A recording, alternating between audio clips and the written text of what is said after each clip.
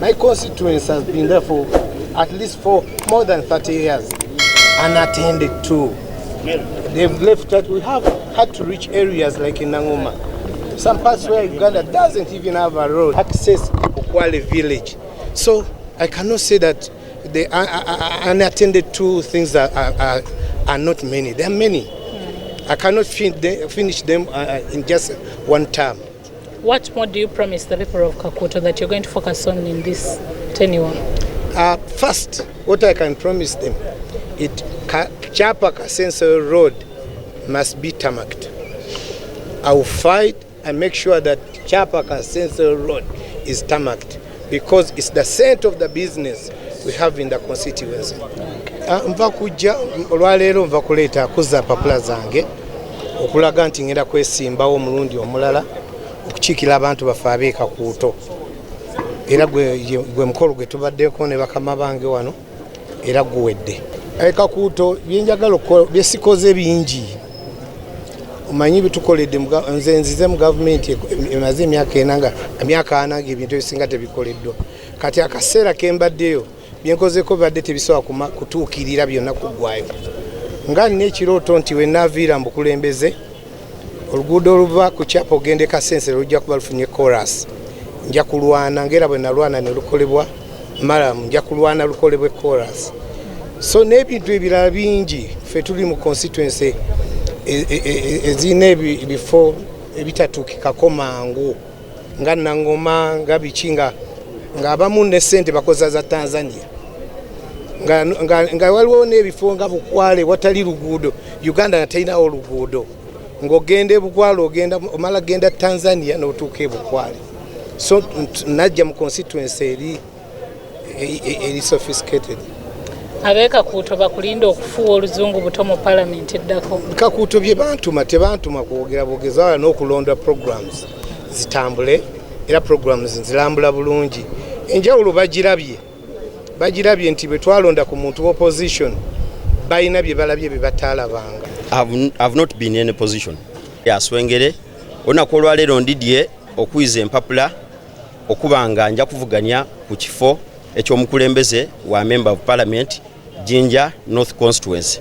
Olunaku olwaleero lwa byafaayo nti abantu abali tibasuubirwa abantu abali tibaloboozebwaku twidye to take up leadership twidye okutwala obukulembeze so kino kikulu ino mu matu g'abantu ne maiso g'abantu era kirina okulingibwako ng'ensonga twidye olw'okuba nti tusobola okwemerera mu maiso g'ebyo ebizibu ebinigiriza Abannayuganda twasobola okuba nga tubyogerako tiniifa abasinga okutegeera tiniifa abasinga okuba nga twasoma ino ayi lwakuba tulina obuvumu obusobola okwogera ku nsonga ediruma Abannayuganda boona so Abannayuganda olunaku olwaleero lutandise ekigere ekisooka ku Uganda empyaka ekigere ekisooka ku Uganda ensuubize ekigere ekisooka ku Uganda ejo okutuleeta tuwena awalala inclusiveness president akyogera ku bulido so this is the day twidda kwongera okuwaayo ebisinga bungi olwakaseera kankomaawo. Amaina gange nize na Lubanga Hanifa Kasim nga nviirire mu Iganga district nga ndi mutyamye w'Iganga municipality ndidde wano okutaayo empapula dange ed'obwegerese n'okulaga omunono gwenina okwesimbawo kuba MP Iganga municipality ng'era bani atidde wano bwidde kuba iroboozi lyange nganza omuntu aye ndidde wano kubanga Abanayiganga beene n'abansindiike era bakobya ati Nalubanga omwana ife mwene gwe twasimisa ku ssente deife joba iroboozi lyaife kubanga bano betusindikayo bannakigwanizi bakola ki beenoneza byaibwe emyaka 15 nje tumaze nga tulina omukisa wa parliament tutufunye buweereza tutufunye kukiikirwa nga ife Banayiganga ensonga deife tidituuseeyo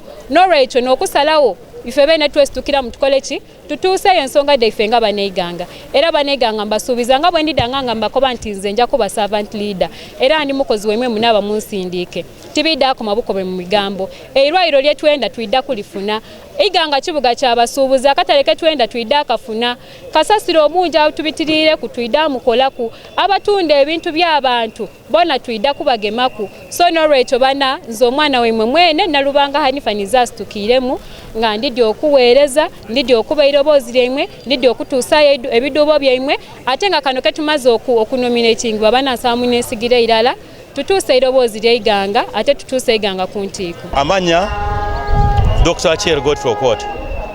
Dr. Achiel Godfrey Okot, omutuuze wa Nakawa, Mutungo, Zone 4. Neesimbyeyo kubwa MP Nakawa East. Ku tiketi ya party yaffe eno. Waffe twagala enkyukakyuka. Njagala nnyo nkoze omukisa guno obampadde card. Tubeere nga tugikyusa embeera z'abantu baffe e Nakawa. Abantu balabye nnyo ku luno ze nvuddeyo mu kibiina kubanga mbadde ndi musomesa e Makerere ne Uganda Management Institute. Naye ndaba eti oluusi abakulembeze bwe tulonda tebafa ku bantu. Kati nsazeewo nveeyo mu kibiina ngende nange kikwate mu kintu tulabe eti abantu baffe bawona obwavu. Nga obwavu tukikuba mu bifumu bina.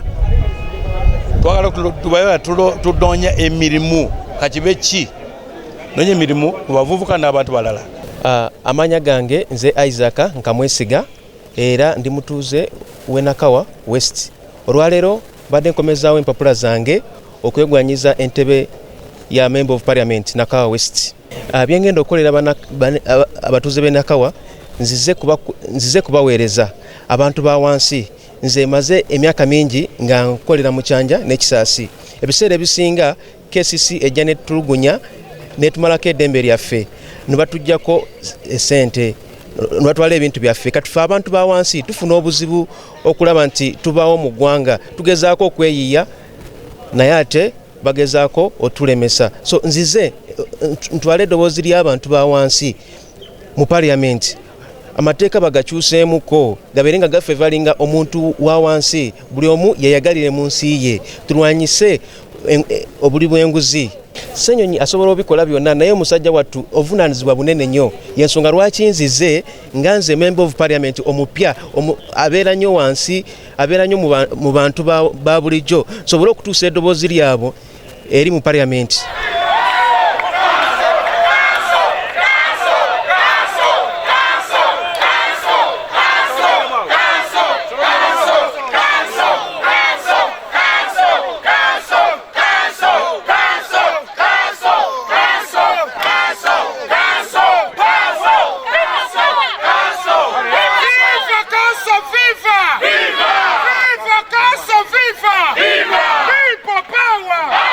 Amabara gange banyita Katoronadi Lwahuire kandi omwana enzaro ya Hoima ababaire ni bakaguza ngu fomu zinkazi hayo bankazi garurayo amazi mangano ba receiving reform zange kandi nimbakakasa ngundoho bwa Member of Parliament Hoima West Hoima City ndoho kandi ngya kwesimbaho tubaire n'obuzi obwingi mu Hoima omwo government ekusana yatweberwe baitu omurankuma bintu binge bigenda kukolebwa nkengude enungi amaizi amarungi site isanenke site nizire kucyungura site nizire kukolera abantu nizire kurora ngu services zikirombantu abantu bakuchura bakusana batali mu site abantu bakuchura emirimo agitunda abantu bakuchura babayihire majugabo abantu bakuchura abagwira bayizire babayihire majugabo batemere bibira byona mukome Katoronadi Lwahuire ebyona bijja kuwaawo.